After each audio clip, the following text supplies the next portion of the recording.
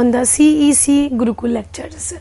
We are dealing with the ultraviolet spectroscopy, which is the one of the optical characterization method to characterize the nanomaterial.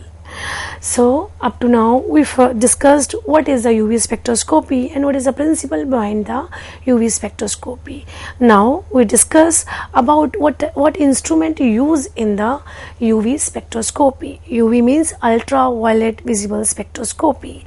What are the parts of ultraviolet spectrophotometer, that we will discuss further. So what are the parts in the UV spectroscopy are, the most important part is the light source, which light source we are using for the characterization of the nanomaterial, because this plays a very important role. Second is the monochromator, which is used to filter the light or to get the single wavelength of the light. Third is the sample and the reference cell. Sample is very important, reference cell if we are talking about the double beam spectrophotometer. Next is most important part is the detector, which detects the absorption rate, we detect the spectra, absorption spectra. Next is the amplifier, that will give the amplifier signal, and last is the recording devices. It can be computer. By using the recording devices we can save the our results. So we use a sample, so we use a software, particular type of the software. Next, first we define the light sources. What are the light sources in the spectrophotometer? We use the ultraviolet light, so we use the tungsten filament lamps and the hydrogen deuterium lamps. These are the most widely commonly used light source, suitable source for whole the UV region. So tungsten filament lamp and the hydrogen deuterium lamp, these will work in the UV region. Tungsten filament lamps are rich in the red radiation. More specifically, they emit the radiation of 375 nanometer, while the intensity of the hydrogen deuterium lamp falls below the 375 nanometer. It means up to below the 375 nanometer deuterium lamp is used for the characterization, and above it we use the tungsten filament in the spectrophotometer. Now next is the monochromator. What is the monochromator? Generally the basic definition of the monochromator, just we get the single wavelength light. It works as a filter. It contains a prism and the slits. Monochromator generally is composed of prism and the slits. Most of the spectrophotometer are double beam spectrophotometer, and this double beam gives the good results for the characterization of the nanomaterials. The radiations emitted from the primary source is disappeared with the help of the rotating prism. The light comes from the primary source, that is the light source, as we just talked, the tungsten filament, then it stop it and pass only the single wavelength light on the sample. So by using the prism and the slits, the various wavelengths of the light source which are separated by the prism, then selected by the slits such that the rotation of the prism results in the series of continuous increasing wavelength to pass through the slit for recording purpose. It explained that there is a rotating prism, and this wavelength of light, various wavelength of light pass from the prism, and from that we can get the single wavelength for the recording purposes. The beam selected by the slit is the monochromatic and further divided into two beams with the help of another prism.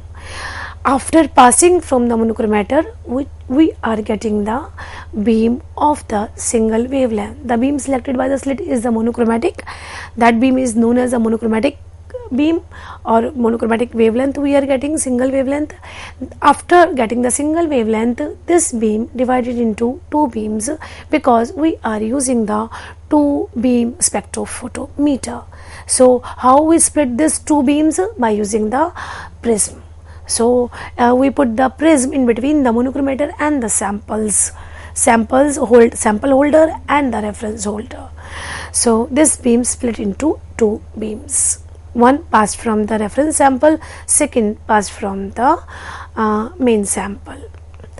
This now the next important part is the sample and the reference cell. This sample and reference cell is used to put the sample, or it may be in the form of the solution, maybe in the form of the thin film. So one of the two divided beams is passed through the sample solution and second beam is passed through the reference solution. That's why we split into the two beam. The single monochromatic beam by using the mirror split into the two beams. One pass from the reference solution, one pass from the sample solution. Sample solution which contains the sample which we prepared to characterize it. Both sample and reference solutions are contained in the cells. That cells is known as the qubits. That as we have shown in the figure, that it is like a test tube. So and it is also covered by the cap. These cells are made of the silica or the quartz. If we use the quartz, then we can get the high quality of the results. Glass cannot be used for the cells as it also absorbs the light in the UV region. So we use the silica or the quartz for a sample holder, and we are not using the glass. Next part is the detector. What is the function of the detector? Here basically we use the two photocells serve the purpose of the detector in the UV spectroscopy. One of the photocell receives the beam from the sample cell and the another the second receives the beam from the reference. So we use the two photocell, one for the reference sample and another for the reference and second for the sample. So these two detectors detect both the signals, one from the main sample and second is the reference. The intensity of the radiation from the reference cell is stronger than the beam of the sample cell as it is directly passed from the reference. So this result in the generation of the pulsating or alternating current in the photocell. The next part is the amplifier. Which is coupled to a small servometer, and alternating current generated in the photocells is transferred to the amplifier to generate the signal. And generally the current generated in the photocell is of the very low intensity. The main purpose of the amplifier is to amplify the signal at many times, so we can get the clear and recordable signal. It means we can get the good absorption result, as this amplifier amplifies the signals from the photocell, which gives the very low intensity. So amplifier gives the good result and gives the recordable signals. Now last part is the recording devices. What is the function of recording devices? After passing from the amplifier, this most of the time amplifier is coupled to a pen recorder which is connected to the computer, and that will generate the signal and that will generate the spectrum. The computer stores all the data generated and produces the spectrum of the desired compound. For this we require the particular software which is connected with the ultraviolet spectrophotometer machine, that gives the plotted result in the form of the curve. So we can get the signal in the form of the curve. Now you see the overall arrangement of the spectrophotometer. Here on the screen we are having the double beam UV visible spectrophotometer. Here you see on the left hand side source is used, then it passed from the monochromator. There after passing from the monochromator is passed from the mirrors, and these mirrors split the light into two parts. One fall upon a sample, second fall upon a reference. Here you see on the screen there is a sample, as I give an example of the Buckminster fullerene and the xylene. Buckminster fullerene dissolved in the xylene, and xylene is a reference sample. From here, from both the qubits, the light will pass. Then it again fall upon the mirror. Then the two detectors, these mirrors connected with the detectors, two photo detectors, and then these two photo detectors attached with the amplifier, and then it attached with the recorder. So here on the right hand side we have the mirrors, but on the right hand side we are having the semi-transparent mirror, so that the signal can be passed from here, and then the detector will detect the signal which passed from the reference and the sample, and it will minus the reference sample, and then we can get the solute spectrum on the signal processor. That is a computer which is connected, which is installed with the software. So this is the basic arrangement of ultraviolet spectrophotometer. Now next, what are the applications of ultraviolet spectroscopy? Why we are studying the UV visible spectroscopy? For the optical characterization. What type of information we can get when the light passed from the sample and it excited and absorbed from the ground state to the higher state? Then what type of application of UV spectroscopy? First is the detection of the impurity. It is one of the best method for determination of the impurity in the organic molecules. Means we are having a sample, and by recording the spectra we are having the various absorption peaks. That absorption peaks define that what type of the material present in the sample. So this is one of the method to detect the impurities in the sample in the organic molecule. Detection of the impurity, in which we have the additional peaks can be observed due to the impurities in the sample, and it can be compared with that of the standard raw material, and the other peaks will define that what type of the impurity is present in the sample. By measuring the absorption at the specific wavelength, the impurities can also be detected. So the basic application, or the most important application, is the detection of the impurity. Next application, we can find out the structure elucidation of the organic compounds. It is very useful in the finding the structure of the organic molecules, such as detecting the presence or absence of unsaturation or presence of heteroatoms in the sample. That is used to find out the band gap of the sample by using this absorption peaks. So we can find out the structure of the organic compounds by using this ultraviolet spectroscopy. Ultraviolet absorption spectroscopy can be used for quantitative determination of the compound that absorbed UV radiation. Moreover, we can find out, as we are using the ultraviolet radiation, then there are most of the compounds which are not capable to absorb the ultraviolet radiations. By using UV absorption spectroscopy, we can find out that what type of compound are used in this study, or what type of compounds can be characterized by using the ultraviolet absorption. So there is selected compounds which can be absorbed the ultraviolet radiation. In the ultraviolet spectroscopy, we can characterize those type of the compound which absorbed the ultraviolet radiation, thus used in the qualitative determination of the compound. Means qualitatively we can find out what type of compound present in the sample which absorb the ultraviolet radiations.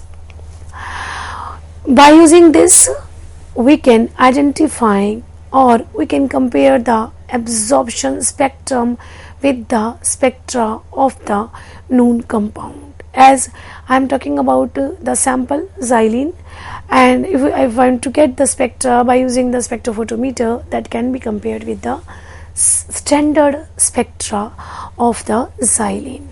Moreover, if we are having the different peaks in it, it means we are having the impurities in the sample.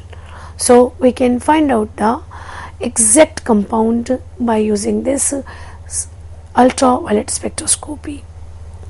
This technique is used to detect the presence or absence of the functional group in the compound. Again, similar method, as if we are getting the different peaks as compared to the reference sample, that peaks will define the other type of the compounds present in the sample. It may be the functional groups present or not present in the sample. Sometimes we prepare a sample which contains a functional group, so by using these techniques we can detect that the sample contains a functional group or not. Absence of the band at a particular wavelength regarded as an evidence for the absence of particular group. It is very clear that if we prepare a sample with a particular functional group, and as we collect the data from the absorption peak, if these peaks are not present in the output, so we can say that there is a absence of the particular material or a particular group in the sample. So we can detect by using this. The kinetics of the reactions can also be studied using the UV visible spectroscopy, and we are using the samples like solution sample, and we can also use the thin film for the detection. So there are the various properties we can find out by using the ultraviolet spectroscopy. The UV visible radiation is passed through the reaction cell, and absorbance changes can be absorbed. Absolutely, we can find out the absorption changes as we change the reaction cell, as if we change the composition of the material, as we say that if we first we take the composition of the 20 to 40%, if we add any functional group or any another group in the sample, that also can be absorbed by the absorption peaks, and that absorption changes will result the composition changes in the sample that can be observed by the ultraviolet radiations. Many drugs are either in the form of the raw material or in the form of the formulation, can also be detected by using what type of compound, what type of the material, minerals contain, what type of the materials contains these drugs can be detected by using the ultraviolet radiations.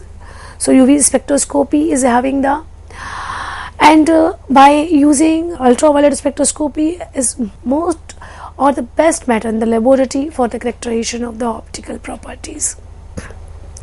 So they can be assayed by making a suitable solution of a drug in the solvent and measuring the absorbance at a specific wavelength. As we prepare a sample in the laboratories, or we can say we preparing the drugs, these drugs can be dissolved in the any type of solvent, and that solvent we can have as a reference, and that drug is which is dissolved in the solvent is a solute. So by dissolving the drugs in the solvent, drugs means we are having the some particular material that can explain or that can measure the absorption of the specific wavelength, that can also be used for the medical purposes.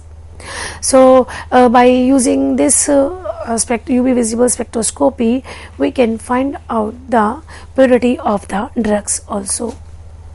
Molecular weights of the compounds can be measured by using the spectrophotometrically. How we can get it? By preparing the suitable derivatives of these compound. Molecular weight we can find out by this spectrophotometer. Moreover, we can find out the band gap of the material. So we are saying that we are using the qubits for the detection of the absorption. Sometimes we prepare the thin film means we prepare the coated film, the quartz or the silica to find out the absorption rate. Similarly, we remove the qubits from the sample holder. Without the sample holder, we can put the thin films as it on the sheet. One thin film as a reference and another thin film. One film as a reference means we are using a substrate as a reference, and the thin film deposited on the substrate is as a sample. So the reference is changed with the substrate, and the reference changes with references change with the substrate, and the sample changes with the thin film. So both these substrate and the thin films also used for the characterization of the optical properties. So molecular weight compounds can be measured spectrophotometrically by preparing the suitable derivatives of these compounds. Moreover, the UV spectrophotometer may be used as detector of the HPLC. Not only the solution, but also we can use the thin films for the optical characterization. As I discussed in the previous, as we see the diagram here, that here we are having the sample and hexane. Here we are using the qubits. We can remove these qubits by putting the substrate or a quartz plate, and this sample holder is replaced by the thin film which is deposited on the substrate. So substrates work as a reference, and the thin film work as a sample. And again, the light from the monochromator pass from this thin film and fall upon a mirrors, and after that it can be detected and it can be recorded. And the absorption rate we can find out on the screen, and absorption rate of the thin film or material we can get it. Moreover, we can find out the defects or impurities present in the thin film preparation. We can also detect the smooth preparation of the thin film done or not by using the ultraviolet spectroscopy. So these are the basic applications of the ultraviolet spectroscopy, and these are the references which you use for the preparation of the presentation. And if we talk about this UV visible spectroscopy, this is the best method in the laboratories as well as in the industries for the optical characterization, or to find out the composition of the molecules in the sample. So the further we will discuss another spectroscopic method, which is the infrared spectroscopy, which comes beyond the 620 to 780, where we use the infrared radiations for the characterization of the nanomaterials, where we find out the electronic transition, but in the infrared radiations we can find out the vibrational transition, the vibrations of the molecules. Here we discussed the electronic transitions from one level to the another level. Here we discuss the absorption rate of the sample of the molecules when the molecules come from the lower state to the higher state. So this is the best method for the characterization of the nanomaterial if we are finding the optical properties of the material. Thank you very much.